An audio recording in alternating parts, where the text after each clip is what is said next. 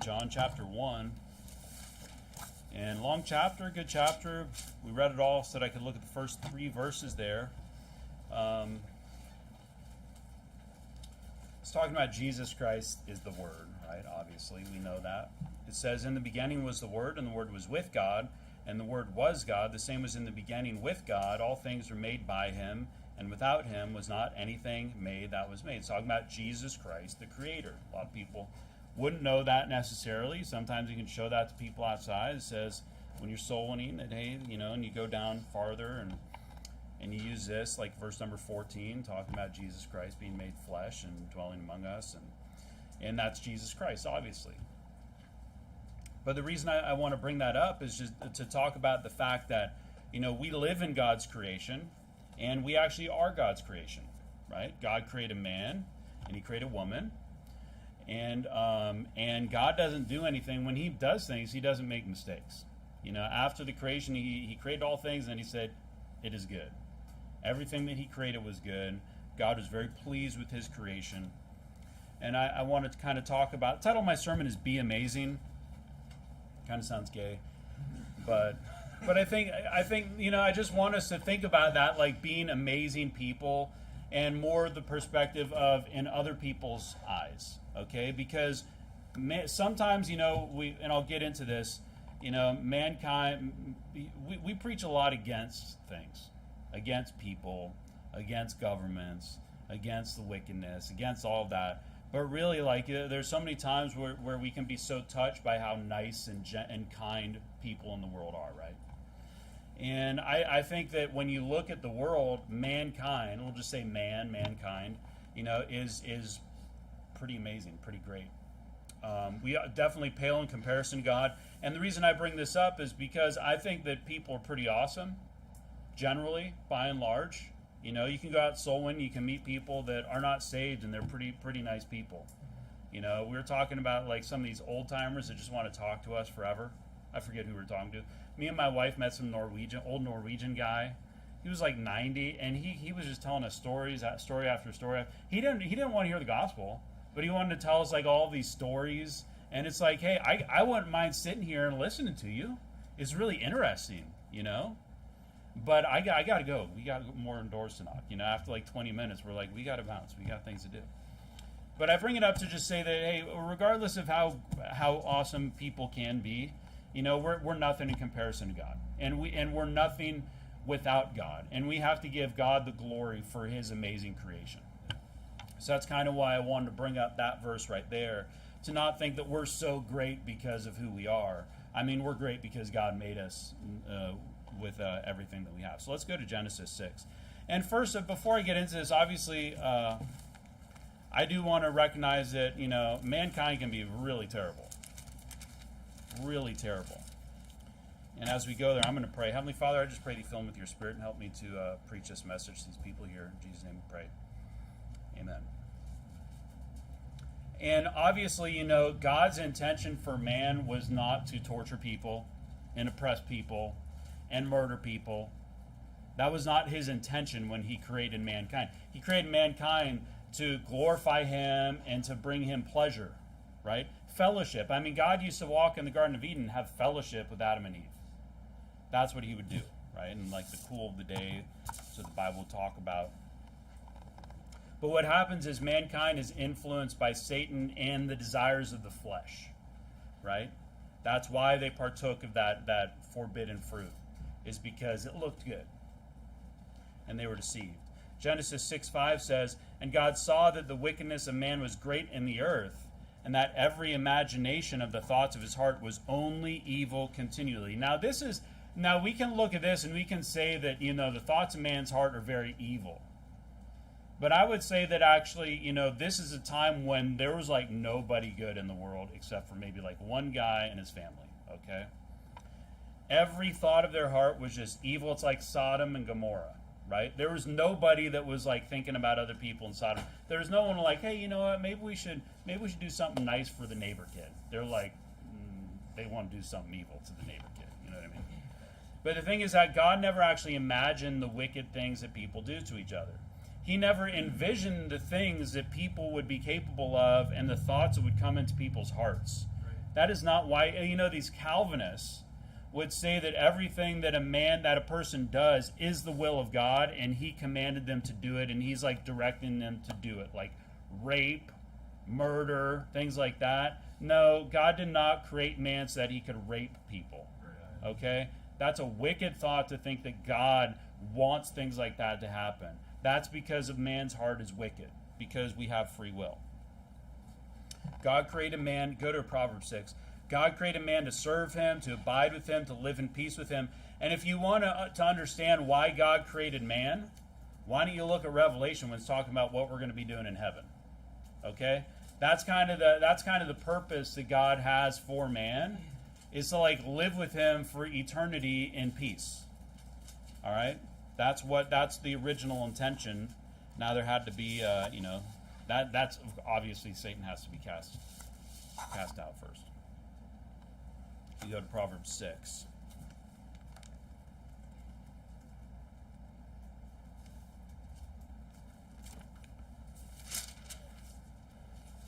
Proverbs 6. Proverbs 6:16. These 6 things doth the Lord hate, yea, 7 are an abomination unto him. A proud look, a lying tongue, and hands that shed innocent blood. These are not things that God wants people to do. The Calvinist God desires that people shed innocent blood. That's not what our God likes. To our God, the real God, that's an abomination. An heart that deviseth wicked imaginations, feet that be swift in running to mischief, a false witness that speaketh lies, and he that soweth discord among brethren. And we preach about wickedness of man all the time. I mean, that's kind of the main topic. We preach against the wickedness all over, the wickedness in our hearts, the wickedness out in the world, and those are good things to preach about because it's important to recognize. A lot of people live in this imaginary world where there's no evil, and they call good evil and evil good. So they'll say that us preaching the Bible is wicked, but then, going down Davie Street, that's nothing but a good thing, right? Go to John 15. And it's important that we preach about the wickedness, but I guess I just don't want us to lose perspective, and I don't think we should have that idea that man is nothing but wickedness. Because I think that mankind is pretty incredible sometimes. And raise your hand if you're thankful that you're not a dog, and I mean like the canine today, right? Not a reprobate, not a filthy, yeah. Or even a cat. I mean, hey, sometimes I look at my cat and I'm like, man, it looks pretty good to be a cat right now. But they say we live in a fallen world, and it's true, right? There's sin abounds, sin's all around us, but there's still a lot of good. There's still a lot of good out there. Sometimes I'm struck by how okay, here's an example. You watching memes, you watching funny videos on YouTube and stuff like that, and sometimes it blows me away how funny people are, how creative people are, and it's like, how is it like who even thinks about this stuff, And it's like people, your dog doesn't do that. Your dog isn't just like the most hilarious thing in the world. You know what I mean? But sometimes people are just so funny. And it's like, man, people are great. Just some random guy on the internet just making you lose it because it's just so hilarious. And the thing is you can go to cultures around the world and there's humor. And I think humor is good to lift our spirits, okay? You can go to cultures all around the world. You can go to South America and North America and Asia and Africa and Europe and maybe even Antarctica, but I don't know. There are a bunch of weird scientists down there. And there's going to be funny people, and you can have a good time, and there's that commonality that we have. You know what I mean? People are heartwarming. People are encouraging. Sometimes the person you least expect it's going to encourage you. Sometimes the people, you can find the most interesting people all over the place. You can be, if you're on YouTube, you can find some person. It's like, wow, this is just so fascinating. Who knew? Creative people, innovative people. People are strong, courageous, understanding, forgiving. Sometimes you'll think that you go too far and that there's never any forgiveness, but people are actually willing to forgive you too, even when you do them wrong. And that's pretty incredible that people would go that far and be caring for you. And people actually cry because you're going through a hard time. I mean, your cat is just like, feed me. I don't care. I don't care what you're going on through, person. Why is there food? Why is there no food in my bowl? But your friends are actually going to shed tears for you because of what you're going through. And people are going to go out of their way, spend their own time just to do something nice. Like I've run out of gas probably 2 times in my life. Okay, this is when I was younger, and I look back and I kind of jokingly think that like God sent angels. I wasn't saved, right? Because every time my car would run out of gas, and usually I was pretty close to the gas station because I knew I was going to run out of gas, and all of a sudden, both times, people like 2 dudes come out of nowhere and they're like pushing my car. And yeah, it's just some guys just walking down there. But you know what I mean? Like, people will just do stuff like that just to help you out. I think that's pretty awesome. And it's also pretty easy for us to say because we give up our weekends, we give up our afternoons, we give up our evenings, we give up all kinds of time just to go out and preach the gospel to somebody. So yeah, it's real easy for us to say that, oh, people are so wonderful because they sacrifice their personal time. But there's going to be people that are not saved, that will actually give up things. And there's people all around the world who actually, out of the goodness of their heart, sacrifice their money and their time for other people. And it's not just people that are expecting something from God. It's like people that are like, hey, I feel like I should do something nice for this person.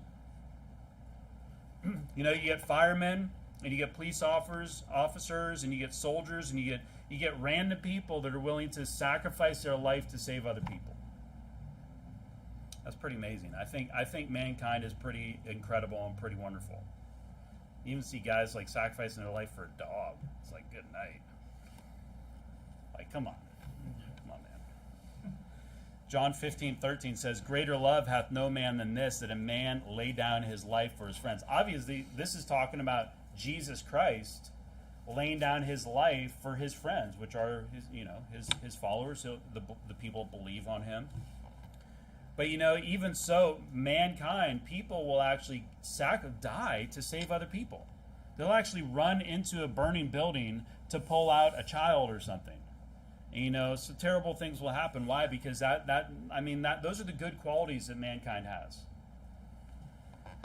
And, you could go to Exodus 31. I like this guy, Bezaleel. Anyone know who Bezaleel is? He did a lot of. I'm inspired by Bezaleel because he built a lot of stuff. He's like a builder. Okay, he's a builder. He built like all the pillars and stuff like that. I can't do a bunch of pomegranates.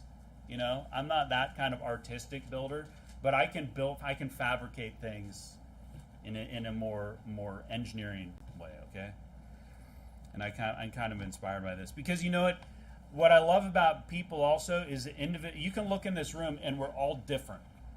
We have core beliefs, foundational beliefs that unite us. Unlike the world, the world, people go out and I think my wife and I were talking about, this couple that we knew from the past, and they get together and like the couples of this world, they yoke up together based on looks and personality, and they like all this dumb stuff like movies and music. But they don't have actually anything that's really important that really ties them together.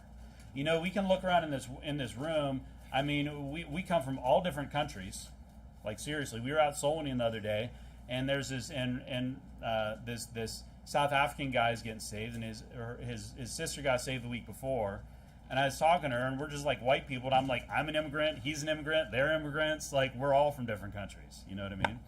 But we all have different personalities. We have different abilities. We're all so different. We offer such different perspectives, but we're all united as one. Not just for us as mankind, but also because through our faith. But people have such different perspectives. That's one of the things that's so awesome about like kids, is they have like such a funny perspective on things. Like you will never think when you have kids, they will see the world in a completely different way, and you're like, I never really thought about that, but that's pretty good. And we're not so into art and music here. But sometimes you might see a painting, you're like, wow, that's incredible. That person can actually express themselves and really capture something. Your bird, your pet bird is not going to do that. Your dog, your cat, the people have like their paint. You've seen these videos like painting animals that paint. I think there was like a cat that painted or something like that. They do it's like paw prints all over, and then they sell it online. I mean, give me a break. The cat doesn't know what he's doing. He can't paint like a picture. You know what I mean? I'm not talking about like the stupid Picasso stuff. Like, give me a break. Why don't you paint me a picture that looks like something? You know what I mean? Like, that's when I'm impressed. I'm not impressed by like some abstract thing. Like, it's just like a line. You know what I mean? Like, but people can actually paint things that look like photographs. They can build amazing things. You know what I mean? Can play amazing music. I'm not talking about like this pop stuff, but you go back like classic music and things like that. Sometimes it's just incredible, and people have so much passion and so much emotion that really sets them apart, which is just so. I think it's when you see people that are really passionate about something, it's like, wow, that's really cool. And I'd say we should all find things that we're passionate about. A lot of guys get up here preaching. Maybe that's your passion. Maybe it's soul winning. Maybe it's working. Maybe it's all kinds of things, teaching and serving in other ways. And maybe you're passionate about cooking, or maybe you just like working real hard or whatever it is, studying and things like that. But, I think that we should all, on a side note, we should all find those things that we really enjoy where we can really express ourselves. I'm very thankful that I have a job where I can kind of express myself through design. I get to spend other people's money to do those things, okay? But I think it's an important thing to do. Hobbies are good. Hobbies are good if you have time for them. But let's look at Exodus 31:1. And the Lord spake unto Moses, saying, See, I have called by name Bezaleel, the son of Uri, the son of Hur, of the tribe of Judah, and I have filled him with the Spirit of God and wisdom, and in understanding and knowledge, and all manner of workmanship, to devise cunning works, to work in gold and in silver and in brass, and in cutting of stones, to set them, and in carving of timber, to work in all manner of workmanship. And you look around like these things that people are able to create and do. It's like, wow, that's really amazing. You go to the Museum of Modern Art, you're like, this is trash. Yeah. It's like, what is this? Modern art is nothing. But you can go and you can see some guy that built his own house. You're like, wow, that's incredible. So I think mankind, God's creation, is wonderful. It's pretty incredible. Let's go to Luke 10. And I think we need to not lose perspective of this. Satan wants us to think that the world has gone completely to hell, and that there's no good thing in this world. But we go out soul winning and we find good people all the time. And I'm not saying like good isn't godly. We do find saved people all the time. But I'm saying like, people that they're not reprobates, okay? Satan wants us to think that everyone out there is a reprobate. I'll tell you what, not every politician is a reprobate. There are a much higher percentage of politicians are reprobates, for sure. But it's statistically pretty much impossible that every single politician in the world is a reprobate, okay? I mean, I understand the higher up you get, the percentage is much, much higher. But there's still a lot of good, honest, hardworking, caring people in this world. Let's go to Luke 10:30. And Jesus answering said, A certain man went down from Jerusalem to Jericho and fell among thieves, which stripped him of his raiment and wounded him and departed, leaving him half dead. And by chance there came down a certain priest that way, and when he saw him, he passed by on the other side. And likewise a Levite, when he was at the place, came and looked on him and passed by on the other side. But a certain Samaritan, as he journeyed, came where he was. Now this guy would not be like recognized as a child of Israel. The Samaritan woman was like, "Why are you talking to me? Yeah. Like you're from like Jerusalem. You're like a Jew. Why are you talking to me? We're not supposed to communicate." But what you see is this guy here, who is not one of them. He's the guy that stops because he actually cares. As he journeyed, came where he was, and when he saw him, he had compassion on him, and went to him, and bound up his wounds, pouring in oil and wine, and set him on his own beast, and brought him to an inn, and took care of him. And on the morrow when he departed, he took out 2 pence, and gave them to the host, and said unto him, Take care of him, and whatsoever thou spendest more, when I come again, I will repay thee. Which now of these 3 thinkest thou was neighbor unto him that fell among thieves? And it's a Samaritan. And there's good people out there. That's why we talk about the good Samaritans. I think we have Good Samaritan laws, where if you try to help somebody, then and something happens, you can't really be persecuted. There's some protection from you. Unlike China, Right. where a guy literally will have a stroke in a convenience store, and people just look at him and walk away. I was watching this video, and it was these guys, I think from Taiwan or something like that, and they were they do apparently these pranks or something. But this one was where there was this lady walking down the street, and a guy would just run up and grab her and run off with her, and she's screaming for help, like she's being kidnapped, and people just look and do nothing. There's stories of people, there was a 2-year-old child that got run over by a car, and no one did anything, and he just got run over again and again. There was a lady that got run over by a car, and if they pulled her out, she would have been okay, and they just ran over again. Why? Because they're so afraid to help anybody out. And you know what? Hey, that's terrible. That is terrible. But you know what? In in their hearts, they're probably convicted. It's just this communist culture and all this stuff that's going on there has changed the mentality. That's mainland China. But around here, something like that happens. There's going to be someone that's going to run out of their car, and they're going to do something about it. And I wonder, is that us? I mean, have you ever? I remember hearing things, and there was this guy that I used to kind of work with, and every time someone's car was broken down, he would stop and help him out. I've never done that. I saw someone broken down on the highway the other day, and I just drive by. I'm like, they probably got AAA or BCAA, But that's kind of my point about being amazing. We should be those good Samaritans. We should not look down and be so caught up in the fact that mankind is wicked and it's all gone to hell, that we should never do good things for other people. Okay? Go to Genesis. We already read Genesis 6:5, I think. Did we? Yeah. Or do you go somewhere else? You can go to Mark 13.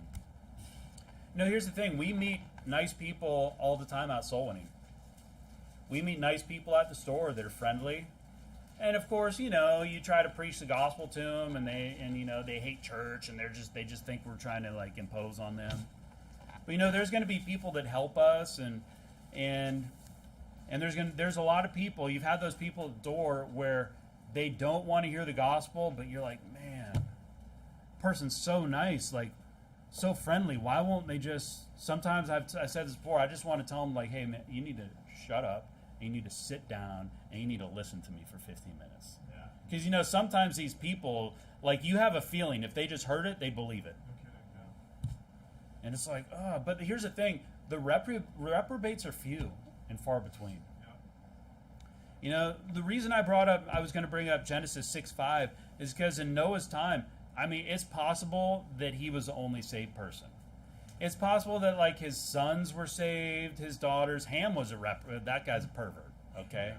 So we know that of the 8, one's a pervert, all right? In Sodom and Gomorrah, Lot's probably the only one that was decent, all right? But it's not that bad today. We look and we see these statistics of 20% of the millennials identify as some reprobate category. Gender fluid or trans or curious or whatever it is. But I would probably believe that a lot they don't have a problem with it, so they're probably more open to it. And even in this generation, they're going to think it's cool to identify as something else, even if they're not. And I think the percentage is a lot higher than it used to be, but I don't believe those statistics either. Yeah. This is too much. Good night. But look at Sodom and Gomorrah. Look at the times of Noah. That's what it was. All those people would be identify as all kinds of So I guess one thing that I want to get across is that we should not let things get us down, because we know when we go out there's a lot of good in this world. You know, the world's cool, the world's awesome, people are great. If you go meet people, you actually talk to people. And I know sometimes when you preach the gospel, we offend people because it's too much for them. But you know, people by and large are good in terms of that you know, nice people.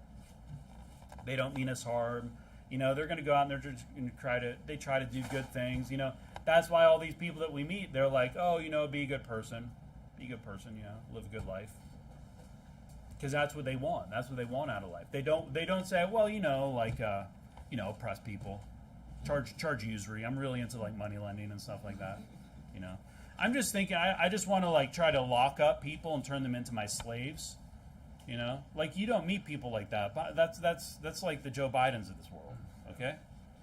And regardless of where you go, you're going to find friendly, generous, nice people. You go to Iran, you're going to find really nice people. You know, who's been invited into I haven't, but who's been invited into someone's house? They were probably like Middle Eastern. Maybe not, but they probably were. You know, oh, the Islamic terrorists, you know, the fundamentalists. It's like, yeah, we're fundamentalists. We don't, you know, not all these people are just bloodthirsty wanting to kill non-Muslims.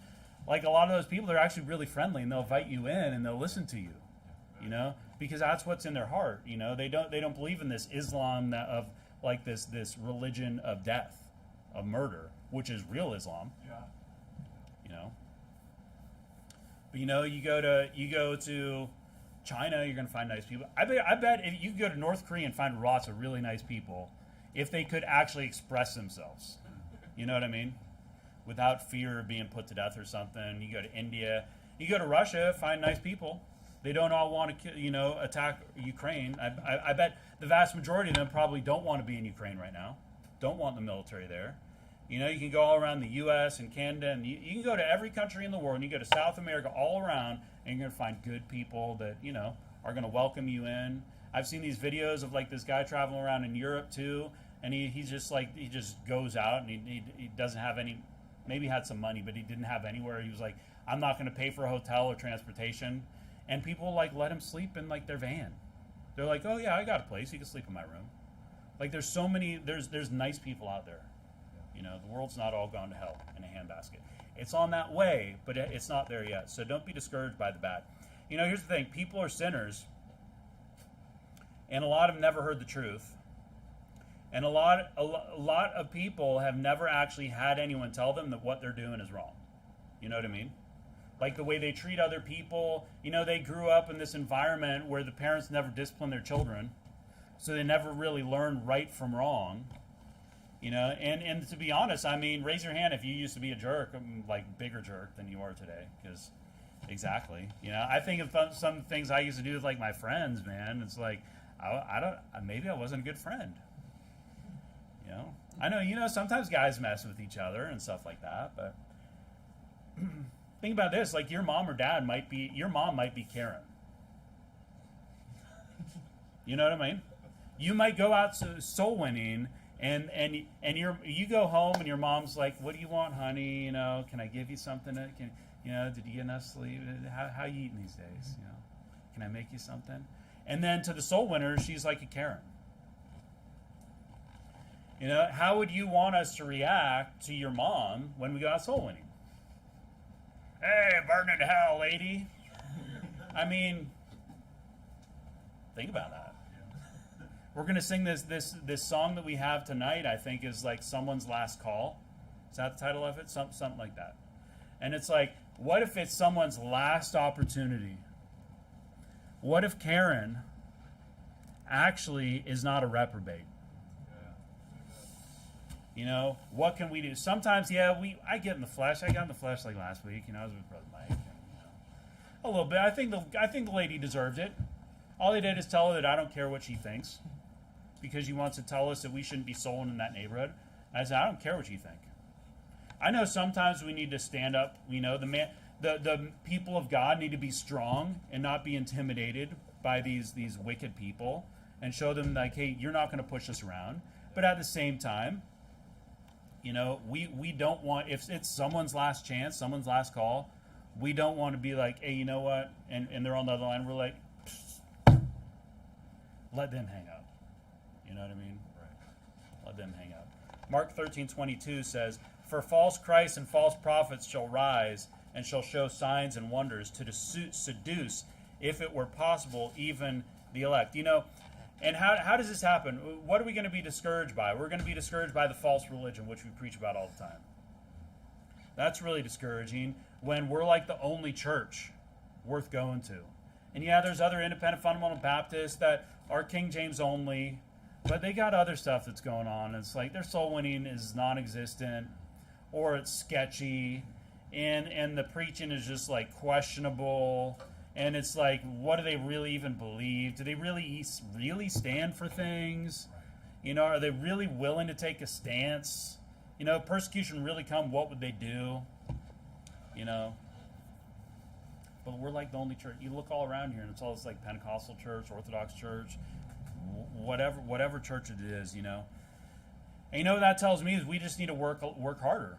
And hey, we do work hard. I'm not saying that we don't, but we need to work harder to reach people, because there's still a lot of good people out there. Maybe what we need to do is figure out a way to break through. Maybe you can figure out a way to just like when you're talking to someone, get through to them so that they'll actually pay attention. Stay faithful, have children, grow this church, because then we're bigger. Then we can reach more people.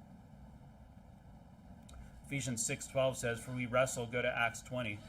For we wrestle not against flesh and blood, but against principalities, against powers, against the rulers of darkness of this world, against spiritual wickedness in high places. That's been going on for like 2,000 years.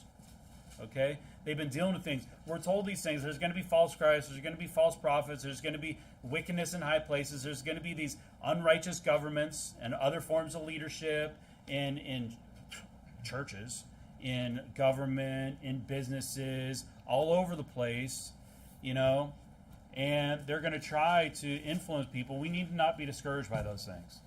Hey, who cares who's in the prime minister? Does he have his own house? Do they give him like a place to live? They give him a place to live? Whoever, is it always the same place?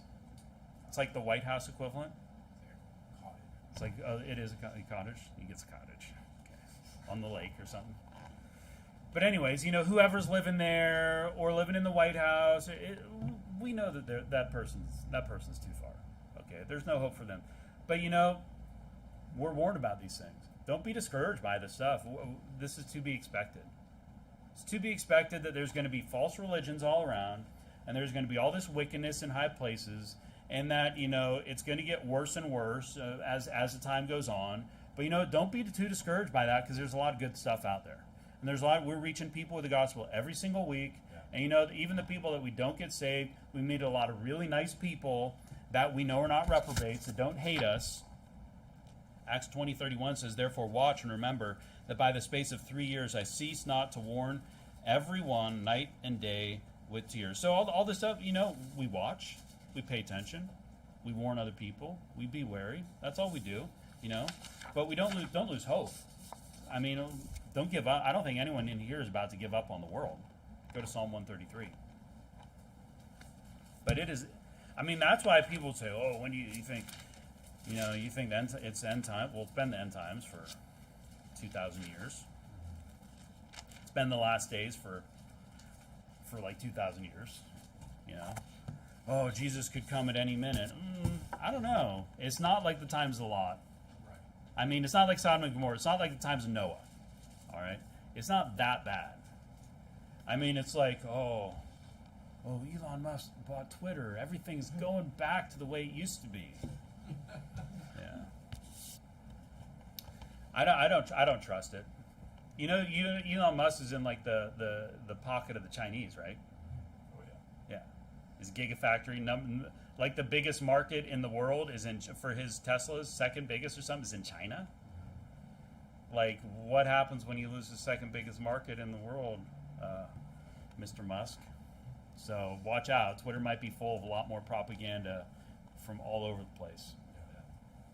Psalm 133:1 says, behold, how good and how pleasant is it for brethren to dwell together in unity. Obviously, brothers and sisters, This Pastor Thompson preached about it. It is a beautiful thing when the people in the church, we're gathering and we're in unity and we're in not on everything, but we're living in harmony, you could say. Yeah. There's not conflicts. There's no like church issues and things like that. Man, is great when you can come to church and there's no church problems. You know what I mean? That is a great thing. But we could apply this to outside. It's great for us to be able to live in peace with the people around us. Because then there's still hope. There's still hope for those people. You have a good relationship with people if they're not saved. It's possible that in the future you could actually have an opportunity to preach the gospel to them. And if you burn that bridge, you're never going to have that opportunity again. That's kind of the reality. We draw a lot of lines in church. We need to. We need to divide the truth from the lie, the what's right from what's wrong. That's very important. That's a purpose of preaching.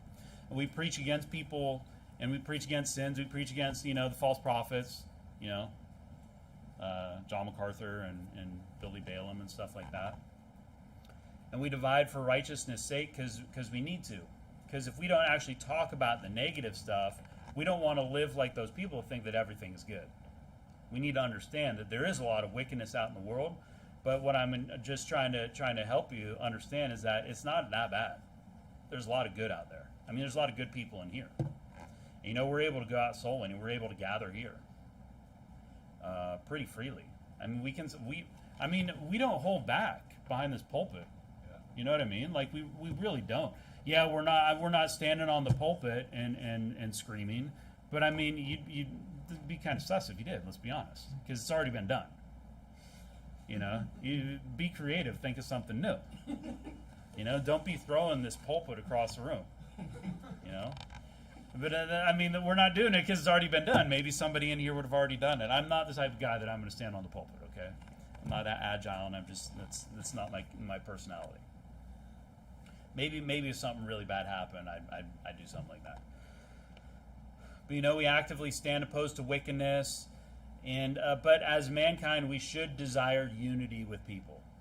I think it's a good thing, when you get along with your neighbors and they're not saved. What's wrong with that? There's nothing wrong with that.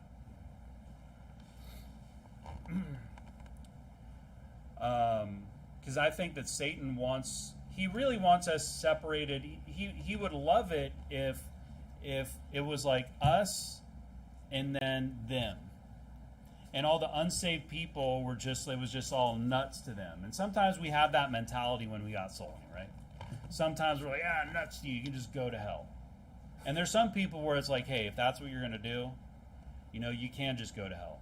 Because clearly you understand the Bible, you understand who Jesus is, and you're going to say those blasphemous things like when we're talking to this Catholic guy, and he keeps saying, like, after 20 minutes, like, hey, well, you can say this gently too. You say, well, then you can just go to hell then. I said that to the Sikh. You remember the Sikh guy in Abbotsford? It's like, okay, well, then you can just go to hell. Because that's the reality of the situation. Welcome to reality, buddy. If that's what you want to believe, then you can just go there. Sometimes people need to hear the hard truth. But here's the thing: is we don't want that division because we want to be able to reach those people. So we're not going to hold back and try to say things that please the world so we don't offend people.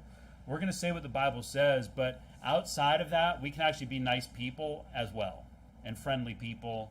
You can be the person that helps out your neighbor and stuff like that. There's nothing wrong with that. You don't have to be like, he's not saved, so I'm not going to. I don't think anyone in here would say that.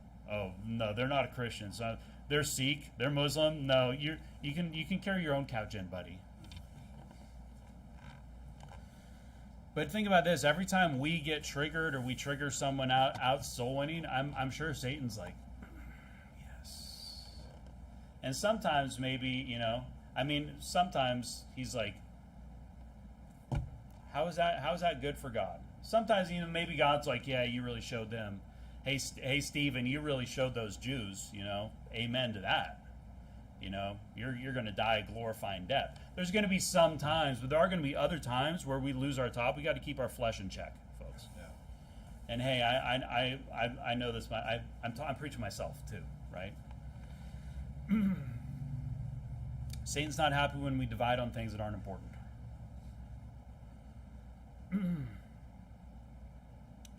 Because here's the thing, is like, really when you get down to it, and this is kind of what made me think about this, is that humanity's all the same. You know, we got, everybody, what do they say, bleeds red. We all bleed the same blood. You know, there's one salvation. It's not like there's a different salvation for the Jews and for the Gentiles. You know, we all need food, shelter, water, clothes. We all need the necessities, you know what I mean? We all have the same emotions and things like that. We desire like security and joy, and we want prosperity for ourselves, you know. People are all the same wherever you go. And that's why, you know, this, like, you can go to Jeremiah 13. I'll just show you this verse. It's kind of random, but I just want to talk about this when we're talking, like, this is a reason why racism is completely not Christian.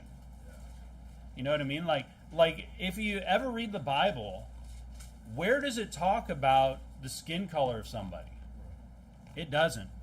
It doesn't talk, I mean, unless there might be some specific example, but it doesn't talk about what people look like. It doesn't talk about skin color or eye color or things like that, you know? This is like pretty much the only verse, Jeremiah 13:23. Can the Ethiopian change his skin, or the leopard his spots? And you know, the other Ethiopian like gets saved. He's like an example. You know, the Ethiopian eunuch, he's like a great example of like, preach the gospel. This guy's super receptive. Preach the gospel to him. You know, racism is so messed up. Like, oppressing other people is so messed up because we're all the same inside. You know what I mean? We all have the same feelings and necessity and desires in our heart. And that's why racism and being racist against different cultures, or I would say different races, and hating people for things like that is so messed up. You know, God doesn't tell us to color people's skin or what they look like generally, except for like here, or maybe there's some specific example, just talking about, you know, like Samson had long hair. You know, those things don't matter, and they shouldn't matter to us. You know, racism is wicked. Nationalism is not biblical. You know, this whole nationalist mentality where for God and country, no, it's for God. Who gives a rip about the country? It's just land. You know what I mean? You know, I mean, you look at like Russia and Ukraine, they're like this, they're so similar. Like if you look at, like, I'm sure there's like, okay, like the people who live around Mongolia might look a little bit different. But I'm sure the people who live like right next to each other, they're like the same. You know what I mean? It's like, it's so dumb. And you think about like North Korea and South Korea, there's literally families that were divided. And now they're like mortal enemies. You know, you look at Vietnam, or you look at other countries like this, it's like they're divided. What are they even divided over? They're like the same. Like you look at some of these countries like around, they all eat the same food. You know what I mean? And people fighting over flags and stuff like that, like, you know, racism is not of God. Oppressing other people just because they look different or something like that, even because they think different, unless they're like, it's like you know, sodomy, pedophilia, obviously. But I think you know what I mean. My point is that we should seek unity with people even in the crazy world that we live in. So go to 1 Thessalonians 5. And so the reason I'm talking about like be amazing is because I think we need to do our best to be good people. We don't put a focus on lifestyle in here, because there's so much focus in Christianity on lifestyle evangelism, which does not work. Yeah. The only lifestyle evangelism that has an impact is when you're a dirtbag Christian, you're going to turn people away from the gospel. When you're a drug addict or something like that, you're like, oh, you should read it. Did I preach you the gospel? They're going to be like, yeah, what? Like, like, what is this? Like, I don't want anything to do with you. Like, that would be weird, you know? You're a terrible person, you know? You're living a life of sin. You're going to have a bad impact on Christianity. But you being like Mother Teresa, who was a chain-smoking woman who did not believe in God. Yeah. Like, but you're the ideal Mother Teresa who's like perfect, you know, which she was not. Like, you're not going to win people to the Lord. It's not going to work. But we need to do our best to just be as good as we can whenever we can. so that we don't screw up opportunities, maybe at least some more opportunities. To be the light. 1 Thessalonians 5:14 says, "Now we exhort you, brethren, warn them that are unruly, comfort the feeble-minded, support the weak, be patient toward all men." One way is that we can be patient with people when we go out soul winning, as a good example, and people in our life, is we can just be patient. We can, we don't always have to get the last word, and we can let people do us wrong and let things happen and go on, and we don't need to blow our top, be the bigger person, be the better person. 2 Timothy 4:2 says, "Preach the word, be instant, in season, out of season, reprove, rebuke, exhort with all long suffering and dog." And we're supposed to put long suffering. What does that mean? You suffer a long time. You put up with it. You allow it. You just deal with it. Long-term game. So, I guess my point is that there's so many good people out there. Good people. Obviously, I'm not using godly, right? They're not righteous. Unrighteous, but like decent people that are not reprobates out there in the world. Don't lose hope. Don't be discouraged by all the stuff that's in the media. Why don't you go out and actually preach the gospel to people in your community? And yeah, you'll find some dirtbags, right? Atheists that are going to wave their finger at you like this. You're going to find people like that, but the vast majority, you're going to find nice people. And these days, sometimes they're scared of us because they don't know why we're at their door. They're going to be like, "Why are you here? Are you really contacting me because my social insurance number has been compromised? Are you a scammer?" I think that's why China they don't trust anybody over there.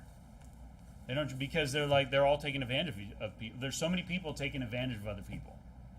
But even over there, everywhere you go, there's still good people in their heart. So I guess how do we be good? Help others. Be compassionate. Take risks. Go to 1 Corinthians 6. It's better to try. Sometimes when you're at the door and someone's like a little rough, there's actually times when you can recover the conversation.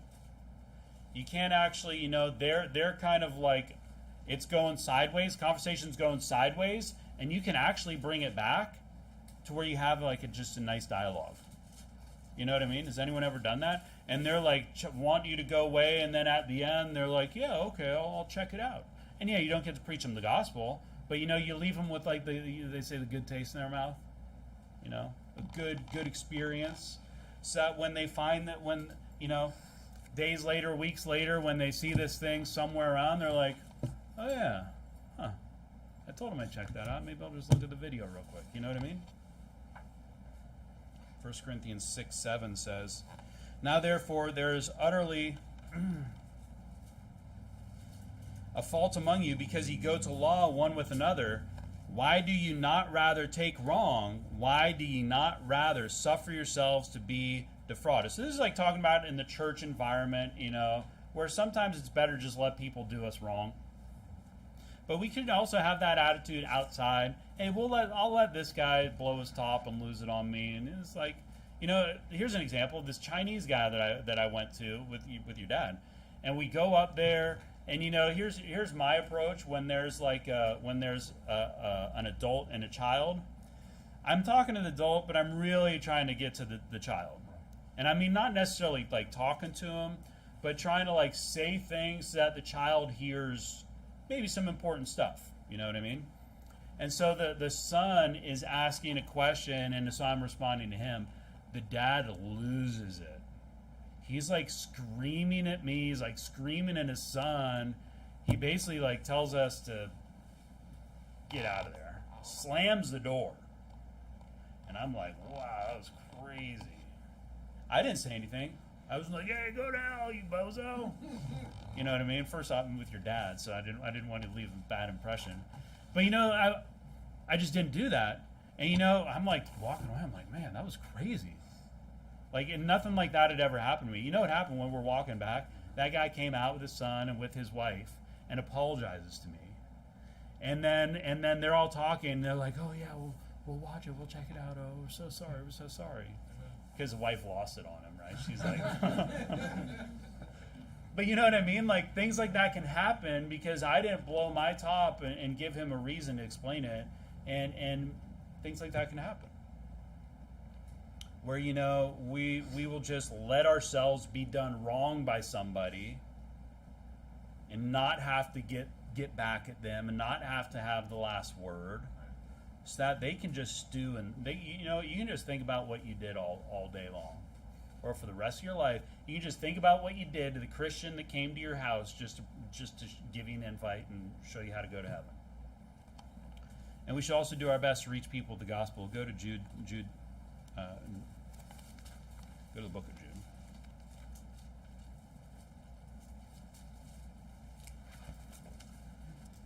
Jude. I think we do a great job reaching people with the gospel. I mean, we get people saved every week. It's not easy around here. It's not at all easy. But I would say the last thing we need to do is get in the flesh out there. Sometimes you gotta take a breath. Maybe it's easier for some of you. Sometimes you gotta take a breath and you gotta actually think about what you're saying, what you're gonna say. You know what I mean? Try to ease things over with people when you're out soul winning. It happens. Sometimes you can recover. Sometimes they're a reprobate, and you know what? I'm not going to judge you. But you're better off trying to kill them with kindness.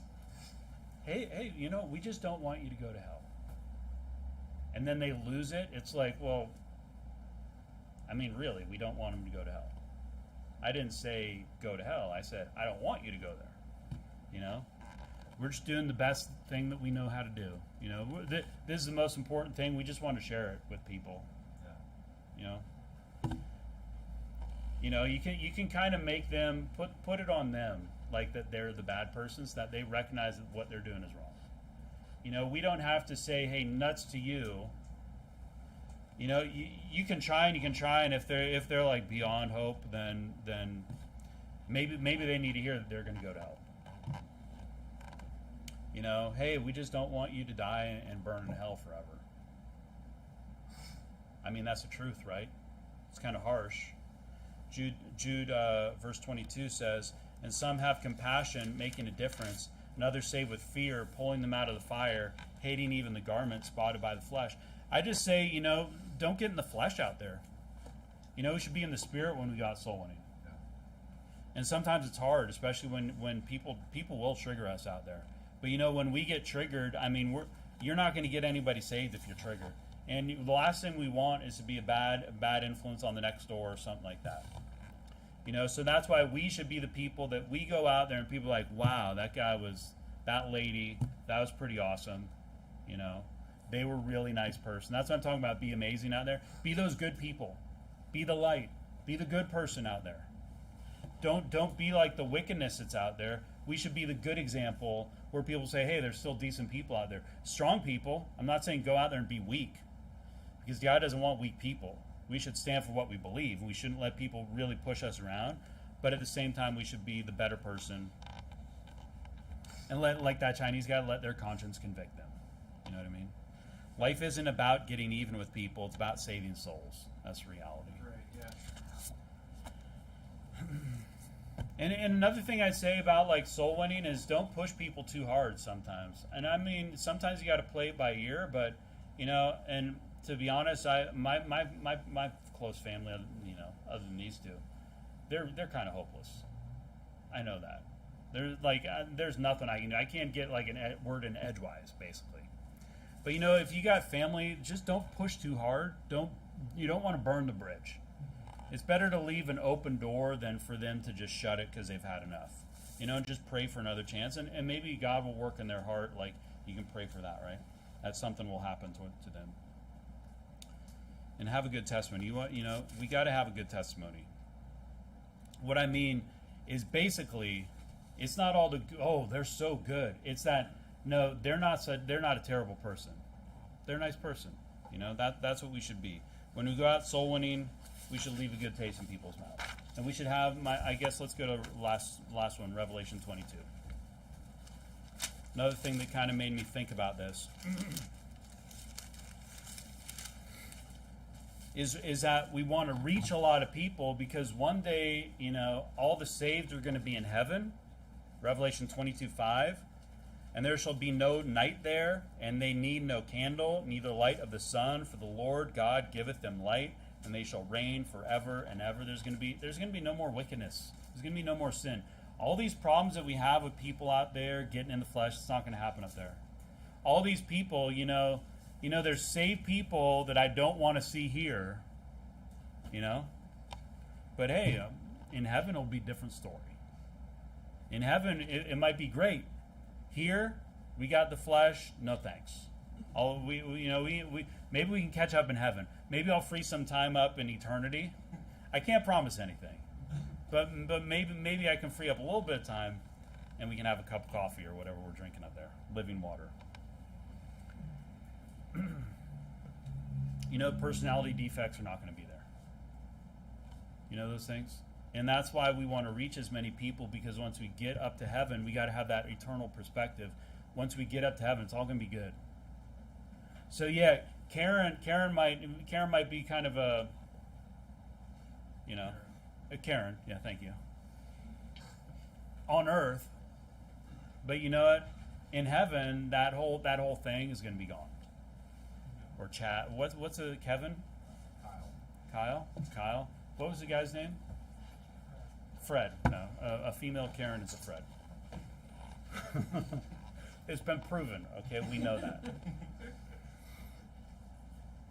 So we should look forward to the time we'll have together in heaven with people we hope to never maybe see here, but with the dirtbags and the jerks and selfish people and greedy people and covetous people that maybe they're saved and like I don't want anything to do with you. We can't just reprobate everybody that does us wrong, right? Everybody that ever does us wrong or every church wrong. I mean, we first off, we don't reprobate people, but we can't just assume that they're all reprobates. Maybe they're just like super in the flesh, because being saved is pretty easy.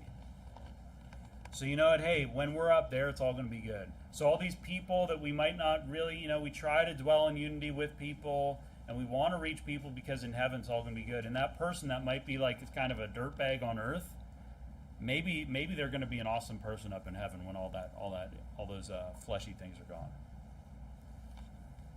So we need what I'm saying, be salt, be light to the world, okay? Help others, have compassion on others, love strangers, be like the Good Samaritan. It would be great if, and I'm not saying, hey guys, stop when you see the lady's car broken down, stop and help her out. Maybe you do, and then Brother Kieran's gonna drive by, he's gonna be like, what was that about? Picture. Like, what are you doing? He's like, what was that about, man? But we should bring peace. We should be peacemakers. We should be the light of the world, and that's why I titled this one "Be Amazing," because people are so amazing. We should be the good examples of like the really great people in this world, and people are going to be offended by us because they hate Jesus Christ. Yeah. Those are going to be the God haters, But not everybody hates us because they hate Jesus. Sometimes they hate us because they've been influenced by Netflix or they've been influenced by some stupid thing, and they just hate people. And they just have such a problem with people, but they don't necessarily, not every Karen is a reprobate that hates God. I mean, sometimes it feels like it. Not every trailer park, manager is a reprobate that hates God. It feels like it, or strata manager, but it's not always the case. And that's why we need to be the good people, we need to be the bigger people, the stronger people, for that reason. Let's pray. Heavenly Father, thanks so much for this church and for the people here. And we do have a great church. We got lots of great people in here. And we're all striving for perfection. We'll never get there, but we can always hope to. And I just pray that you'd help us. We do a great job reaching people out in our community and leaving good taste in people's mouths. And sometimes I and everybody in here probably has a hard time at the door or has a hard time with people in our life or people we interact with. And we might not do things that we if we could do it again, we'd probably do it a different way sometimes. So Lord, I just pray that you help us to be great examples of not just Christians, but just the people out there, and that we can be a light to the world. Not that we're going to get people saved because of our deeds and because of what we do, but if anybody out in the world is going to be, a great person that's going to make people happy and do good things, it should be your